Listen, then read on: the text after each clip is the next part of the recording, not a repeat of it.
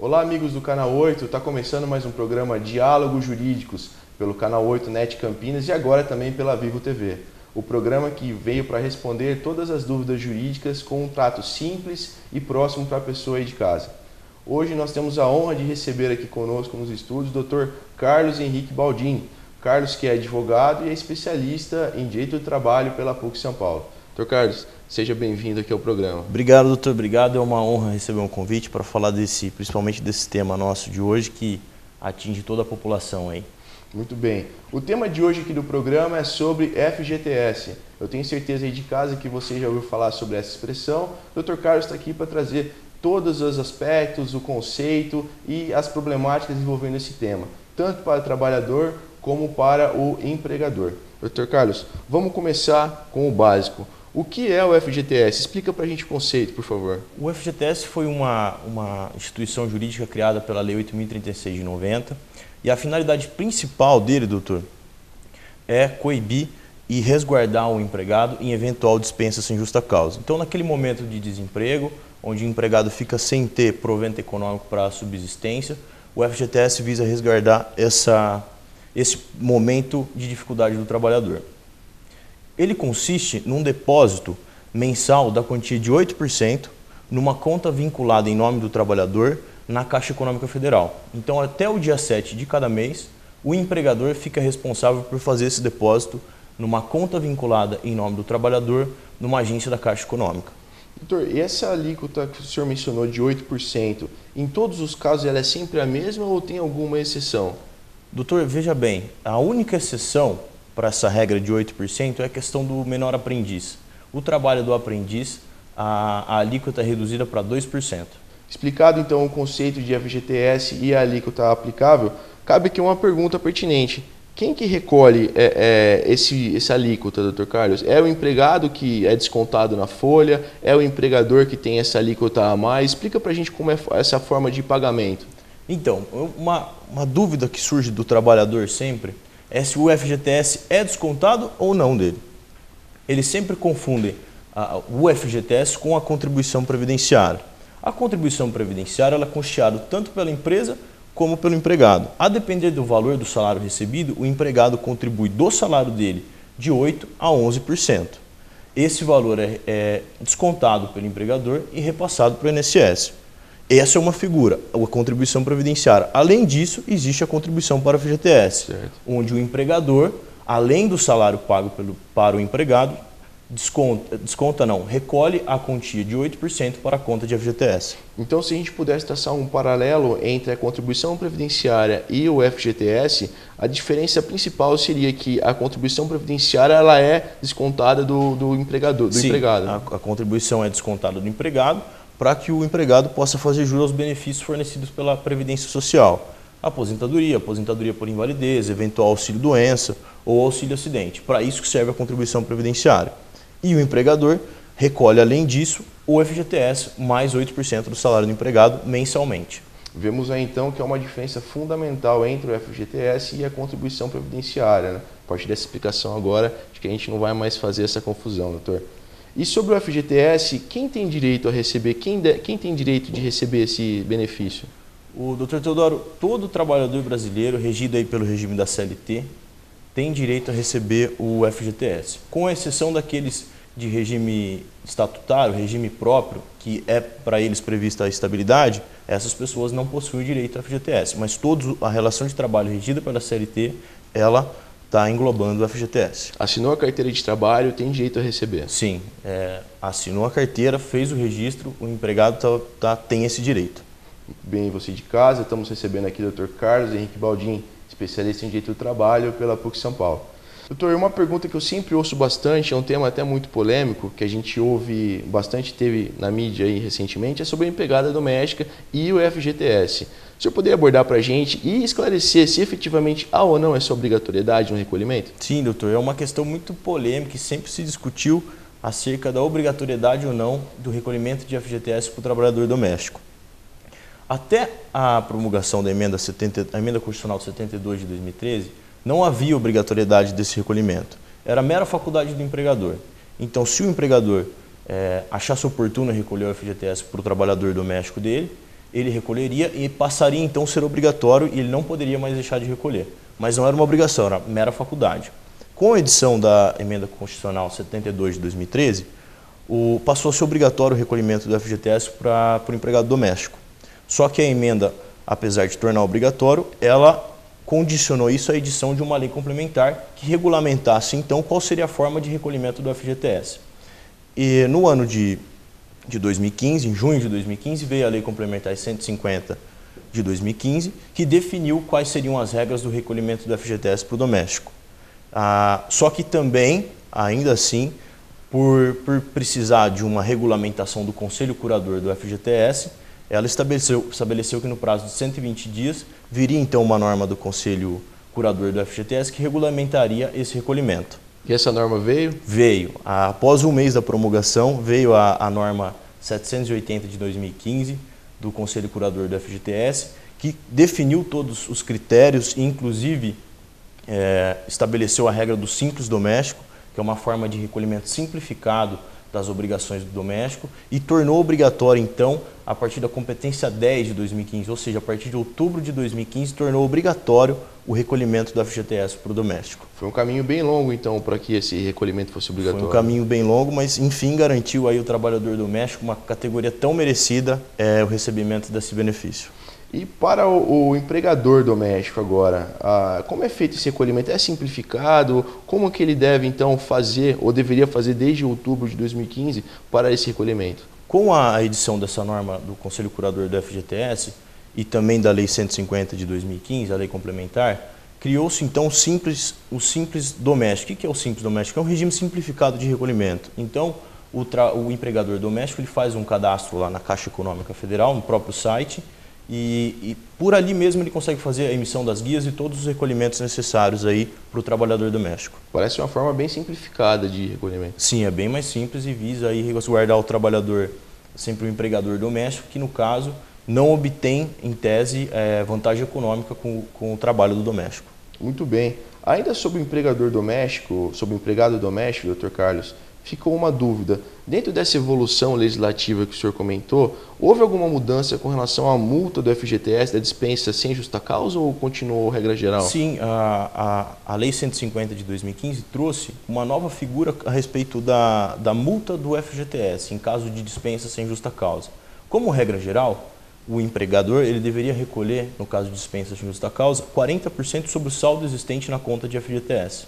Essa lei, a Lei 150 de 2015, estabeleceu uma regra diferente, qual seja, além dos 8% que é recolhido mensalmente pelo empregador, em substituição à multa de 40% do FGTS, o empregador recolhe a alíquota de 3,2%.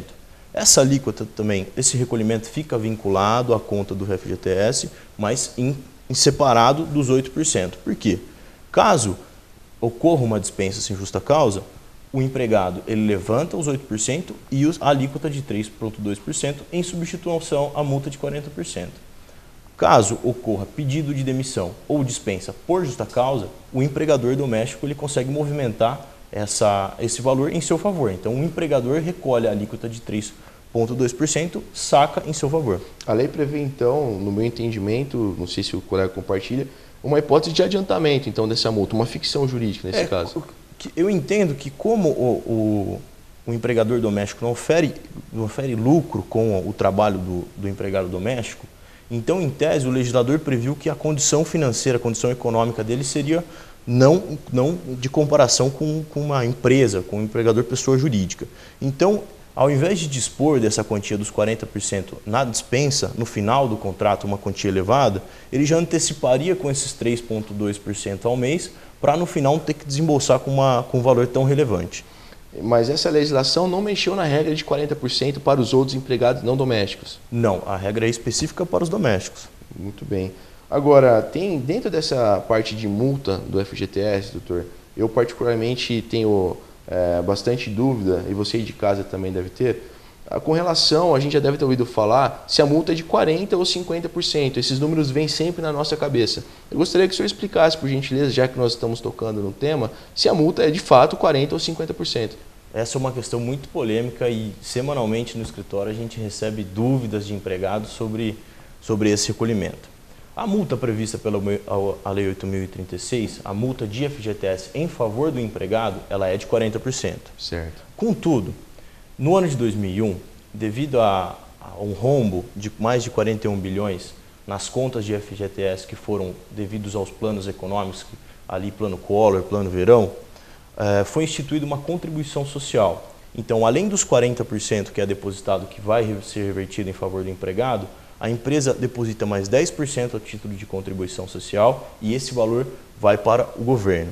Então, esse incremento de 10% a título de contribuição social fixado em 2011, na realidade, ele também fica a cargo do empregador. É mais um ônus sobre o peso do empregador, é isso mesmo que eu entendi? Sim, fica em cargo do empregador e serve para cobrir esse rombo nas contas de FGTS que foram decorrentes dos planos econômicos. Esses planos econômicos, só para o pessoal de casa entender e fazer um paralelo, a gente está dizendo com relação ao plano Collor, Verão, exatamente essa? Exatamente. Então a contribuição foi criada no ano de 2001 e uma questão polêmica que vigora, que não vai ser objeto da discussão de hoje, foi se a finalidade dessa contribuição já se exauriu ou não. Já se passaram aí mais de quase 15 anos da instituição dessa contribuição e o empregador, em caso de dispensa, ainda tem a obrigação de custear mais esses 10%. É assunto para uma discussão bem longa, né, doutor? Bem longa. Ainda sobre o FGTS, a gente tem sempre em mente o número de 3 anos. 3 anos sem registro, 3 anos do último registro, eu consigo fazer o saque, é uma hipótese de saque. Então é interessante aproveitar a sua presença aqui, desde já agradecendo em antecipação, para que seja esclarecida essa questão do saque. Então, quais são as hipóteses legais de saque e se essa questão dos 3 anos contam a partir do último registro ou do efetivo desvínculo do registro do empregador, do empregado? Já respondendo de cara a sua pergunta, não. Se o empregado ele continua vinculado ao regime de FGTS, ainda que tenha pedido demissão de outro emprego há mais de 3 anos, ele não pode movimentar essa conta. A lei traz aí essa hipótese de saque do empregado que pede demissão e se afasta do regime de FGTS. Por exemplo, um empregado que pediu demissão de um emprego e virou empresário, montou uma empresa. Então ele está afastado aí mais de 3 anos do regime de FGTS. No mês de aniversário dele do terceiro ano, ele consegue então movimentar essa conta de FGTS e fazer o saque dos valores que lá estão depositados. E com relação às hipóteses legais, quais são para saque? A lei do FGTS ela traz 17 hipóteses de saque. Eu vou falar dos exemplos mais comuns e mais usados aqui no dia a dia. Fica à vontade. O principal deles, como a gente já disse durante o curso do programa, é a dispensa sem justa causa. Essa é a modalidade mais comum de saque. Além disso, a morte do empregador individual ou do empregado também gera o direito de você poder movimentar a conta de FGTS. Outra hipótese também é a questão da aposentadoria. Quando o empregado se aposenta, por não ser uma espécie de extinção de contrato de trabalho, ele consegue levantar esses valores da conta de fundo de garantia. E existe, nesse caso, um programa específico com a Caixa Econômica que o empregado pode fazer um cadastro, e caso seja aposentado, onde os recolhimentos mensais já são revertidos na conta dele. Muito bem. Outra hipótese bastante interessante é a questão de a possibilidade de saque no caso de doença grave. Se a pessoa portadora de HIV, ou se ela é portadora de um câncer maligno, ou então a pessoa que encontra-se em fase terminal decorrente de uma doença grave. E por fim, a questão que foi a hipótese de saque bastante utilizada pelo trabalhador brasileiro é para compra de imóvel, para compra da casa própria ou amortização do saldo residual de financiamento. São essas as hipóteses aí mais comuns de saque do FGTS. Ao todo, então, a legislação traz 17 hipóteses de saque. Sim, 17 hipóteses. A dúvida que me surgiu agora é, essas hipóteses, doutor, elas são típicas, ou seja, somente no rol de 17 que é possível o saque ou há alguma interpretação com relação a isso? A grande controvérsia aí quanto às hipóteses de saque é quando a lei fala em doença grave. Mas ela não define quais seriam as doenças graves. Então, muitos trabalhadores beneficiários do FGTS têm entrado na justiça, que são portadores de doença grave, pedindo para o judiciário definir quais seriam essas doenças. E essa é a única questão controversa. Do contrário, somente as hipóteses que estão na lei do FGTS. Muito bem, estamos recebendo aqui nos estúdios o Dr. Carlos Henrique Baldin, que está tratando sobre o tema aqui no programa Diálogo Jurídico sobre o FGTS, hipóteses de saque, encargos, a parte de alíquota. Então, para você que está interessado no tema, fique mais um pouquinho conosco, que mais dúvidas estão por vir.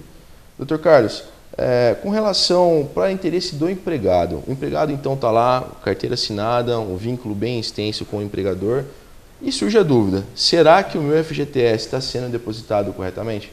Como que o empregado pode fazer para conferir essa informação? Doutor Teodoro, as informações são muito bem divulgadas. O empregado, hoje, com simples acesso ao site da Caixa Econômica Federal, ele preenche alguns dados de documentos pessoais, ele tem acesso ali ao extrato do FGTS, com todos os depósitos que foram realizados e o saldo total. Além disso, caso o empregado não tenha acesso à internet ou tenha dificuldade com o computador, ele pode se dirigir diretamente a uma agência da Caixa Econômica Federal e solicitar o extrato de FGTS dele. E uma ferramenta muito bacana que a Caixa Econômica instituiu aí há mais ou menos uns 2 anos foi o recebimento do saldo por mensagem de SMS no telefone.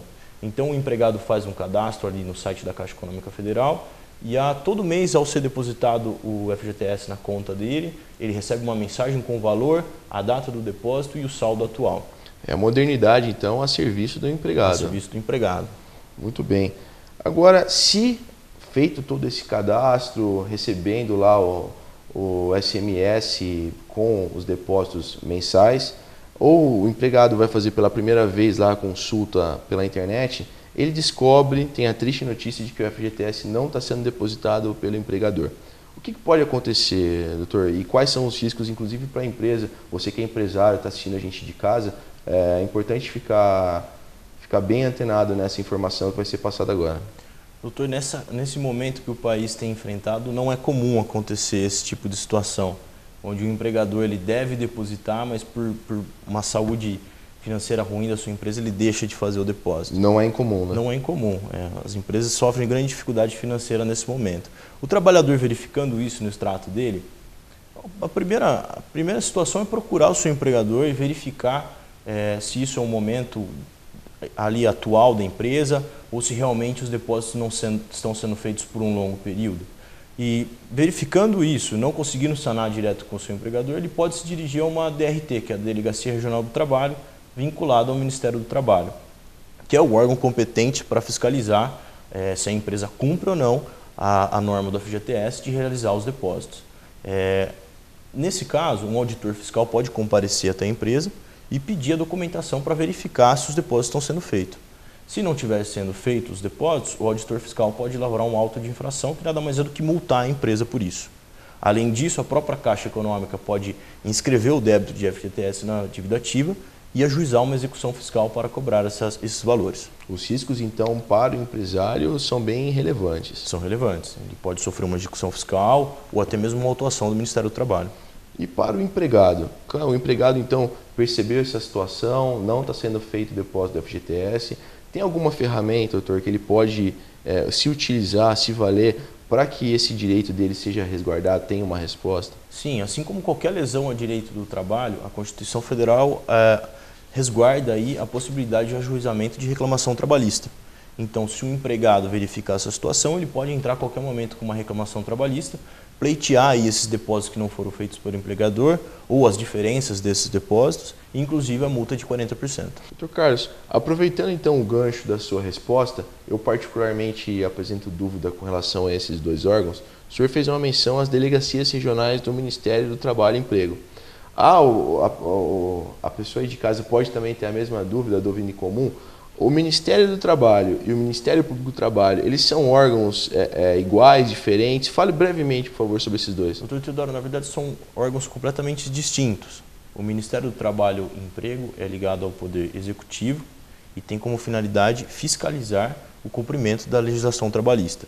E o auditor fiscal do trabalho, que é o responsável por fiscalizar, constatando irregularidade, pode impor autuação, multar a empresa pelo descumprimento. Já o Ministério Público do Trabalho, ele é detentor também da fiscalização do cumprimento da norma trabalhista, mas ele é o detentor do TAC, que é um termo de ajustamento de conduta, e da demanda judicial, que é a ação civil pública. Então, constatado alguma irregularidade por parte do empregador, E o Ministério Público do Trabalho, o Procurador do Trabalho, pode propor um termo de ajustamento com multa para o caso de descumprimento, ou se não tiver um acordo, ou se não der resultado esse termo de ajustamento, ele pode propor ação civil pública pedindo para que seja sanado ou para que cesse aquela irregularidade cometida pelo empregador. Com essa explicação, então, certamente não teremos mais dúvidas com relação a esses dois órgãos, doutor. E um assunto, uma pergunta pertinente, bastante pertinente para o empregador, né? Para o empresário, para o sócio de empresa que está nos assistindo aí em casa agora. Eventualmente, em momentos como esse que nós vivemos, de dificuldade financeira, crise econômica, retração na pujança econômica do país, pode acontecer da empresa deixar de recolher o FGTS do funcionário. Não é o desejável, mas é uma circunstância que pode acontecer. Então, para você, empregador, sócio de empresa que está nos assistindo, não perca esperança porque há a solução. Dr. Carlos, qual é a solução nesse caso? A empresa ela tem alguma opção para recolher esse FGTS em atraso? Veja, doutor Teodoro, na atual situação é comum que os empregadores, por dificuldades financeiras, deixem aí de depositar o FGTS na conta vinculada dos trabalhadores. Para isso, a Caixa Econômica Federal ela flexibiliza aí o cumprimento dessa obrigação. E a depender dos valores da quantidade de empregados que ficaram nos seus depósitos, o empregador pode confessar o débito perante a Caixa Econômica Federal e realizar parcelamentos que vão de 60 até 90 meses. A situação de exceção é que se ocorrer alguma hipótese de saque, daquelas 17 que a gente já falou, o empregador vai ter que cumprir integralmente com os depósitos. Porque se o trabalhador precisa do saque ou pode sacar, preenche alguma condição da hipótese de saque, o empregador vai ter que cumprir automaticamente com o depósito integral dos valores devidos. Muito bem. O programa, infelizmente, vai chegando ao final. Recebemos aqui o Dr. Carlos Henrique Baldin, advogado, especialista em Direito do Trabalho pela PUC São Paulo. Dr. Carlos, em nome do programa, gostaria de agradecer os esclarecimentos, o tema muito pertinente, muito bem explorado, e colocar à disposição sempre essa cadeira para a gente conversar do assunto que sempre interessar o amigo de casa. Obrigado, doutor Teodoro, é um prazer enorme estar aqui no programa, agradeço e sempre que for preciso para falar de temas relevantes assim para a sociedade, eu estarei aqui presente. Muito obrigado. Ao amigo de casa, ao telespectador do Canal 8, obrigado pela audiência e até o próximo Diálogo Jurídico.